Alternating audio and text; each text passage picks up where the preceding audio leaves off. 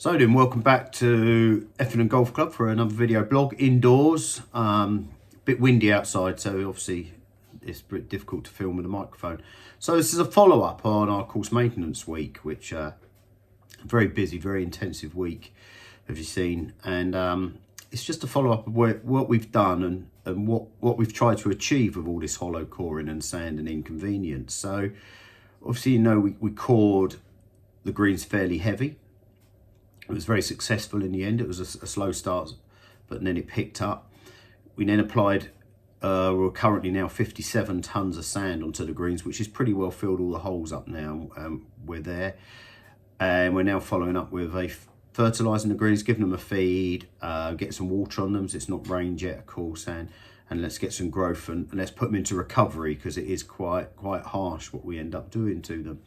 So the reason we're doing this, of course, is to get the profile of our greens changed from old push-up greens, which were pretty much clay, a form of clay up to the top of the greens, and we're trying to change that profile, that root zone, to a much sandier root zone. Hence why we've been so intense on this project for the last few years, ploughing sand by average of 200 tonnes a year for about the last 6-7 years. We're starting to see some good results from that now. It's finally, we're turning the tide a little bit on it. Some pictures here of where the greens were. So these have been taken over the years for soil profiling, and it's gone where you can see a firmer clay green to, as we're coming up to date now, a much sandier profile, down to 5 or 6 inches. We are now at the point where we need to get even deeper with this, and we pretty well haven't got the equipment now on site for that to get down to these depths. We need to penetrate into that older green now, which is 8 odd inches down. So we will probably start incorporating a company called Drill and Fill. Drill and Fill we've used before. This is a process of drilling numerous holes into the green, and they inject sand and zeolite composition into the green. It's not for drainage. Drainage does help. It does help drainage. It's just building that sand profile even deeper into the green. So what's the benefits of all this? Well, it's firmer greens for a start. We're seeing that, obviously, because you're now putting on a lot more sand and soil.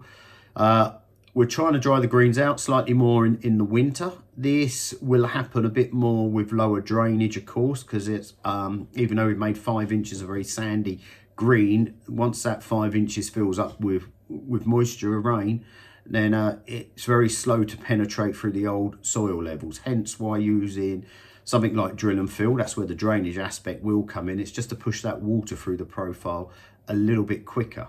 So we'll see benefits in that. None of this is quick, by the way. This is it's done over time. So we see root growth as well. We can see a stronger root growth into the greens all year round. Not seeing so much of the roots shrinking back and becoming weaker greens during the winter months. Species change. You're starting to dry the greens out, so now we're upsetting the POA more. The POA likes to be in moister greens, wetter greens.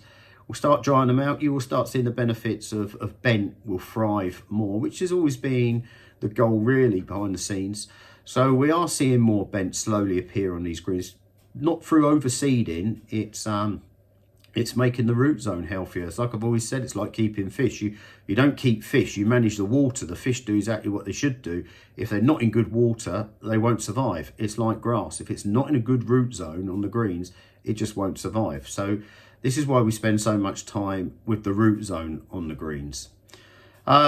Moving on now, it's the Mondays are coming up, and as you know now, we've changed tactics. We're going to have the golf course closed on Monday mornings up until the seniors event, so we can do our routine course maintenance.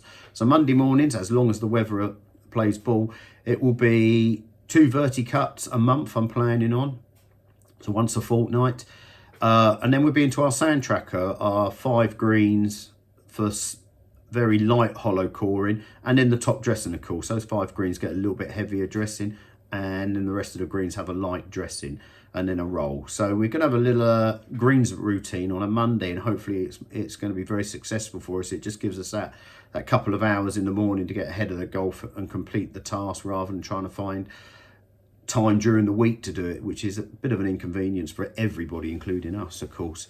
So I hope that helps you a little bit. I hope that explains what we're trying to achieve with the greens a little bit more. But the good news is we are turning a corner now. We are moving on with the greens. They are definitely starting to see signs of improvement, and we'll see how this year pans out for us, and the standard we can maintain the greens, rather than this dropping right back in the winter, if we can keep them up there just a few months longer. So it's all good stuff, and hopefully it all comes together. So take care, and I'll speak to you soon. Bye bye.